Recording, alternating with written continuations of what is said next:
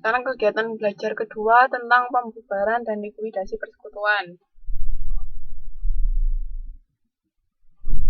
Nah, di sini ini prosedur penambahan anggota sekutu membeli hak. Jadi kan kalau tadi kan Pak Hasan sama apa tadi Pak Ahmad. Itu kan tinggal nambahin satu orang. Nah, kalau di sini ketika sudah ada persekutuan, dia ada satu lagi nambah. Jadi di sini cara pertambahannya bisa gimana? Bisa membeli hak dari salah orang atau lebih anggota sekutu lama. Jadi misalnya sekutu lama itu, jadi si yang sekutu baru ini dia akan beli dari haknya sekutu lama. Jadi di situ nggak akan merubah modal perusahaan karena kan jumlahnya sama. Hanya jumlah modal masing-masing sekutu aja yang nantinya akan berbeda karena dia yang baru kan membeli modal sekutu lama. Tapi kalau yang kedua itu menyetorkan aktiva kepada persekutuan. Jadi dia juga setor modal lagi, berarti di sini modalnya akan berubah, akan bertambah. Jadi yang pertama itu membeli modal dari sekutu lama, itu modalnya nggak berubah, berarti modal perusahaannya nggak berubah, hanya modal sekutunya yang berubah. Tapi yang kedua itu dia nyetor modal baru.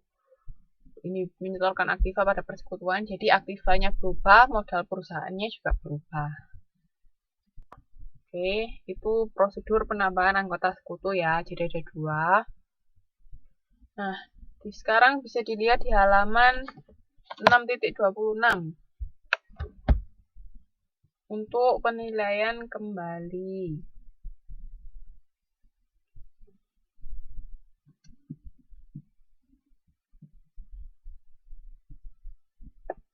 Paham ya tadi maksudnya untuk penambahan sekutu baru.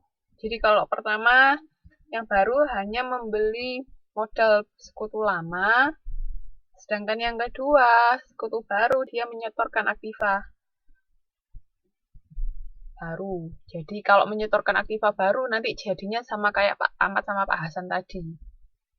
Dia akan ada penambahan. Tadi kan kalau kalau Pak Hasan tadi kan nambah kas sama persediaan barang dagang, makanya persediaan barang dagang sama kasnya bertambah. Itu yang kedua itu sama kayak Pak Ahmad sama Pak Hasan tadi ya. Nah, sekarang kita bahas tentang penilaian kembali. Itu ada di modul 6.26. Jadi sama 626 sampai 629. Di sini contohnya di halaman 6.27.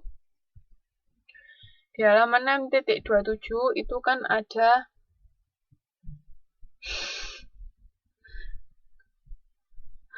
Oke. Saya kok ya juga baru sadar ya. Di 6.27 itu ada persekutuan Ayuba. Itu neracanya segitu ya, kasnya segitu, persediaan tanah gedung, terus utang, ada modal ayu sama modal bagus. Totalnya masing-masing 11.800.000 untuk dapat kreditnya. Nah, terus habis itu ada penilaian kembali. Di sini penilaian kembali ini sama kayak waktu awalnya cuman Pak Ahmad punya Melati tadi, kan dinilai lagi kan. Makanya ada yang berubah kayak tadi cadangan kerugian piutangnya berubah, persediaan barang, perabot toko. Nah, ini juga sama di sini. Di sini kebetulan yang berubah untuk penilaian kembalinya itu untuk aktiva persediaan tanah sama gedung. Nah, di sini untuk persediaan kan awalnya 3.500.000. Setelah dinilai kembali, dia jadi 3.400.000. Berarti bertambah apa berkurang?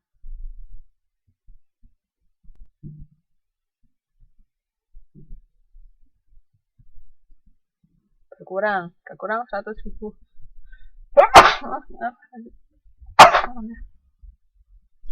Nah, terus habis itu yang kedua tanah. Tanah awalnya 1.500.000 terus jadi 2.500.000. Bertambah apa berkurang?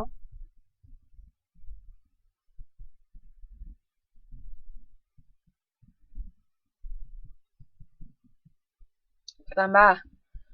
sebesar 1 juta. Nah, terus gedung dari 5.600.000 jadi 6 juta. Bertambah apa berkurang? Bertambah kan sebesar 400. Nah, itu tadi hasil selisih dari penilaian kembali itu di total semua. Kan tadi bertambah 1 juta, bertambah 400 sama berkurang 100.000. Jadi totalnya dari penilaian kembali tadi itu ada laba sebesar 1.300.000. Ya.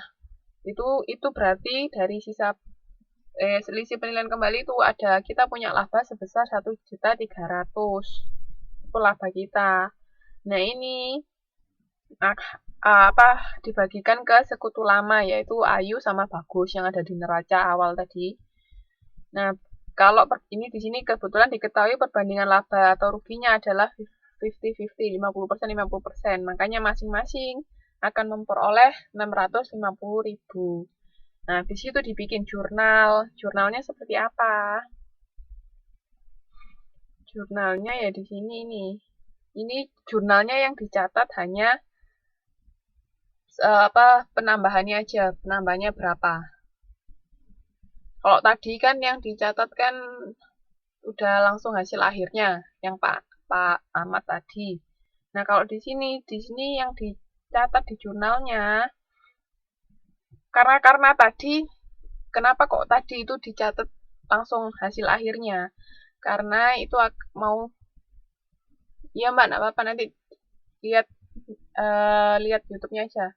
Karena tadi dia kan istilahnya perusahaan melatihnya mau ditutup kan untuk yang perorangan. Makanya dia di jurnal tadi ditulis hasil akhirnya. Sedangkan di sini ini kan masih berjalan, hanya ada penilaian kembali.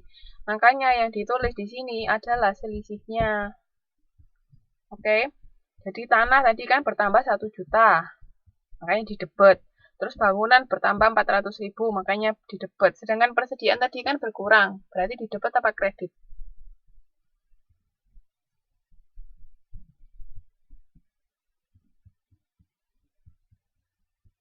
Oke, karena dia berkurang, makanya di kredit persediaannya. Sebesar 100.000. Sedangkan modal Ayu sama modal Bagus masing-masing bertambah sebesar 650.000. Oke. Paham ya sampai sini? Nah, habis itu ini nanti berarti akan mempengaruhi neraca akhirnya. Ini neraca setelah penilaian kembali. Dilihat di halaman 6.28. Ya, di 6.28 itu berarti ini sudah setelah adanya penilaian kembali. Jadi kasnya tadi berubah enggak? Kas berubah enggak? Yang berubah tadi apa aja?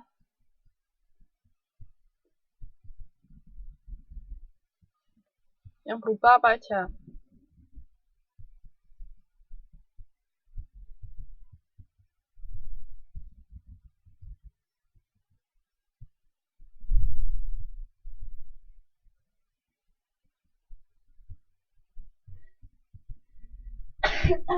Cuman itu toh. Cuman tanah persediaan sama gedung yang berubah. Ada lagi nggak yang berubah? Jadi selain tanah persediaan sama gedung yang berubah juga modalnya kan karena tadi ada laba dari penilaian kembali makanya modalnya bertambah juga. Nah itu tadi yang dibikin jurnal itu tinggal kita tambahkan aja di masing-masing akun ini. Ya ketemu sekarang semua debitnya 13.100.000, kreditnya juga sama 13.100.000. Paham sampai sini? Paham?